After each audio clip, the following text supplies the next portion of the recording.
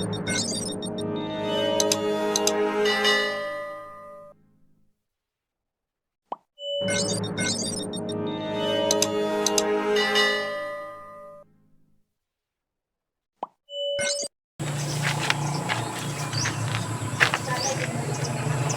kayo guys sa YouTube channel natin. At sasagot na naman tayo ng isang question doon sa tinanong doon sa mga video nating mga nauna. So maraming nag-comment doon at isa-isahin natin to. So ito muna yung pinagtuusan ko ng pansin, itong isang comment na to. Ang tanong niya, sabi niya, "Sir, may question po ako sa iyo. Yung bakal po kasi ng poste namin na ginamit as 4 na 10mm kada poste. Ang stirrup naman ay 10mm, ang distansya ay nasa 6 inches. Ang kapal ng haligi na nasa 10 inches kwadrado. Okay? Kaya po ba, ang tanong niya, kaya po ba dalhin ang bigat ng slab ng end of rooftop? Ang second floor po kasi namin na plano ay cladding na lahat.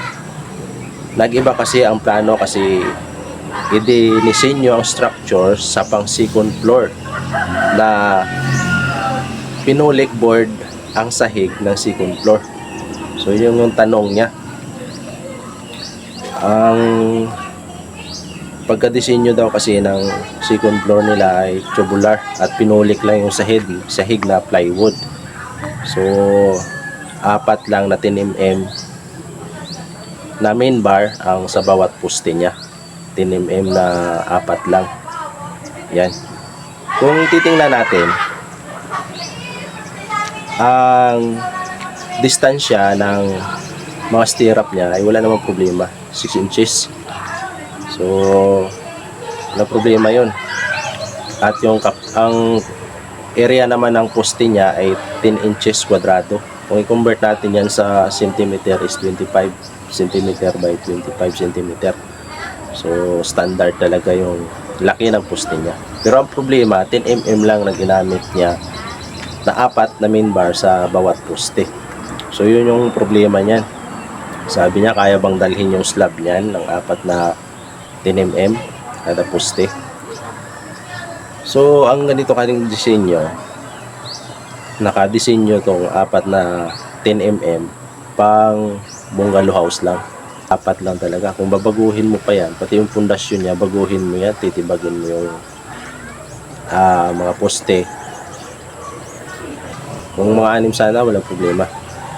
So, para sa akin, parang alanganin ako dyan. Kung 4 lang na main bar bawat poste mo. Pero bibigyan pa kita ng ideya. So, medyo panggulo ng isip to para magdesisyon ka kasi ikaw magdedesisyon nito eh. Okay? Ayon sa experience ko at sa mga nakikita ko rin dito sa amin, dito sa probinsya. Dito kasi sa amin sa probinsya dati ay medyo bako-bako pa yung kalsada. Yung rough road pa. Kaya makikita mo yung mga bahay, mga bungalow house lahat. Pero paglipas ng mga 7 years, bigla itong naging national highway yung kalsada rito. Yung sulputan ngayon yung mga dating bungalow house, tig-2 palapag na. So ganito yung problema din nila. Pero nagdesisyon yung mga may-ari na silang nagresgo nito. Kasi ang pundasyon nila, pang bungalow house nga, 4 na main bar ang sa poste nila.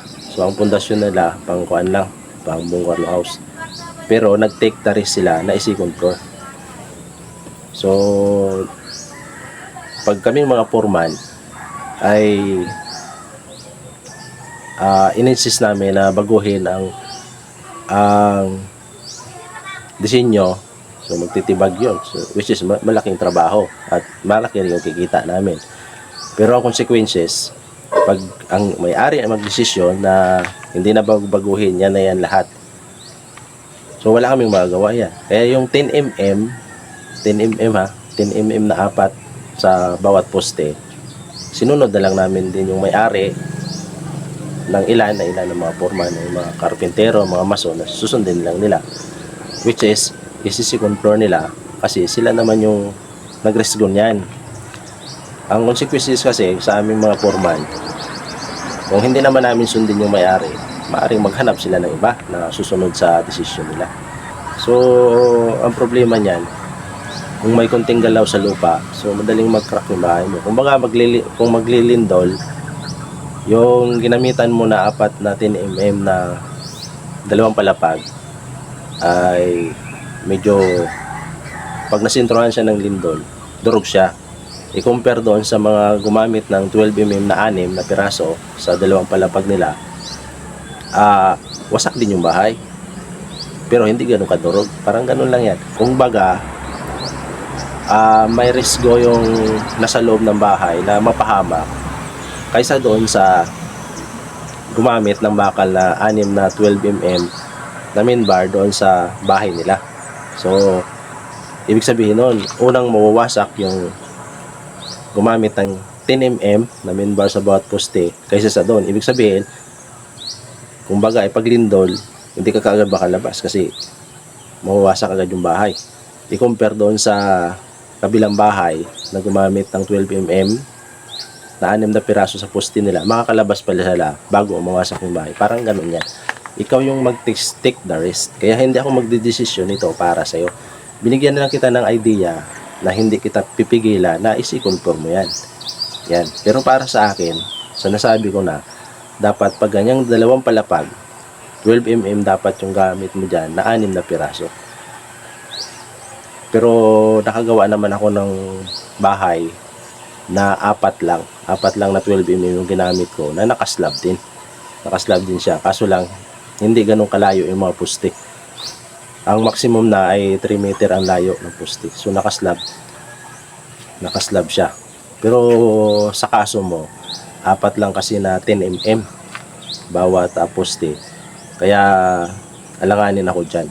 Pero ikaw yung magdedesisyon. Binigyan naman kita ng mga idea, ng mga halimbawa na dito sa amin maraming nagsugal na second floor yung bahay nila kahit 10mm lang ang gamit nila sa mga poste nila. So sana sabi ko na kung mga 6 sana na 10mm, mas matibay-tibay sana yung slab mo. Pero yung tanong mo, kaya bang dalhin ng 10mm na 4 na piraso sa bawat poste? Kakayanin yan.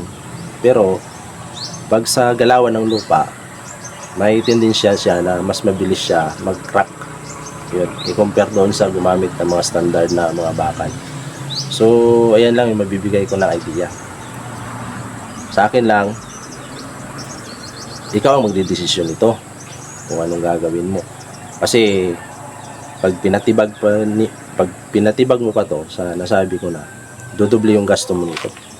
Kasi titibag ka, maghukay ka uli. So, dodoble yung gasto mo. Yung oras at yung haba ng mabayaran mo doon sa mga manggagawa mo. I-compare sa itatayo lang yung bahay. Matatapos agad yun. Sa'yo, tibag, tayo. Yun. Buti sana kung maingat yung mga magtitibag na hindi naman magka-crack yung mga wall mo. Halimbawa, yung poste na yan na yung tatanggalin niya. So, yung iba dyan, jajakammer yan.